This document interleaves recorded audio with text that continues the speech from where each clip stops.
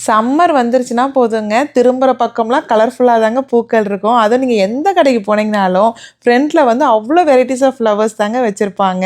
நம்ம எந்த செடி வாங்குறது, எத விடுறதுன்னே தெரியாதுங்க. அவ்ளோ கியூட்டா தான் இருக்குங்க. அது ஸ்டார்ட்டிங்லலாம் வந்து பார்த்தீங்கன்னா, விலை அதிகமா தாங்க போட்டிருப்பாங்க. கொஞ்ச நாள் கழிச்சு பார்த்தீங்கன்னா, நல்ல டீல் குடுப்பாங்க. நான் வந்து பார்த்தீங்கன்னா, இந்த பெட்டூனியா பூ தாங்க வாங்கியிருந்தேன். 2 பேக் வந்து பார்த்தீங்கன்னா, $3ன்னு ஆஃபர் குடுத்துருந்தாங்க.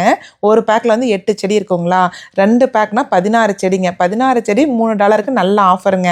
நான் வந்து ஹோம் டிப்போல தான் வாங்கியிருந்தேன். அப்புறம் இந்த வின்கா பிளான்ட் 2 ஃபார் $3ன்னு குடுத்துருந்தாங்க.